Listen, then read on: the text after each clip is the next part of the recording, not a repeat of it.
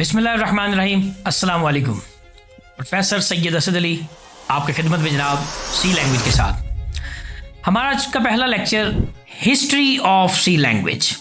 History of C language क्या है, आखिर आपको पता होना चाहिए। ये कब डेवलप हुई, कौन साहब थे जिन्होंने ये डेवलप की, ये तमाम तर चीज़ आपको आइडिया होनी चाहिए। कि बी लैंग्वेज पहले डेवलप हुई जो कि केन थॉमसन ने डेवलप की 1969 में। इस बी लैंग्वेज को इन्हांस करके डैनिश ऋषि ने सी लैंग्वेज डेवलप की 1972 में। ये डेट्स और नाम आपने याद रखने हैं। और ये सारा काम हुआ AT&T बेल लैब में, जो कि IBM की अमेरिका में लैब है जहाँ पे सारा काम हुआ। और इस सी लैंग्वेज को स्टैंडर्डाइज्ड किया अमेरिकन नेशनल स्टैंडर्ड इंस्टीट्यूट ने, जिसके बारे में आप जानते हैं ANSI, जिन्होंने ASCII कोड भी बनाए जो बहुत से स्टैंडर्डाइज्ड करता है चीज़ों को। तो ASCII कोड आपने कीबोर्ड में डिस्कस किए, वहाँ पे आपको याद होगा।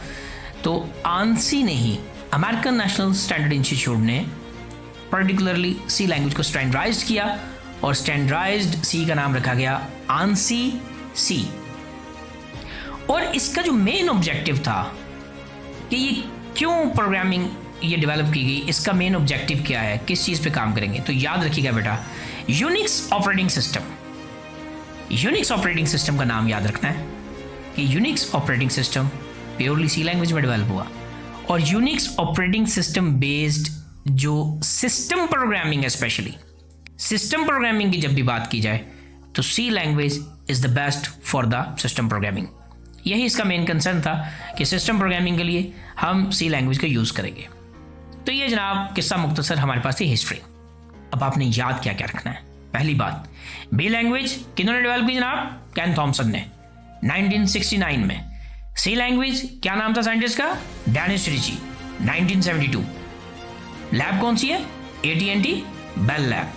और इसके स्टैंडर्ड किसने बनाए? अमेरिकन नेशनल स्टैंडर्ड इंस्टीट्यूट ने। ANSI C इसका नाम रखा गया। और ये किस मकसद के लिए यूज़ होती है? सिस्टम प्रोग्रामिंग के लिए। और operating system Unix operating system, जो कि डेवलप भी हुआ इसमें, जिसमें काम किया जाता है। तो ये था हमारा हिस्ट्री ऑफ सी का टॉपिक।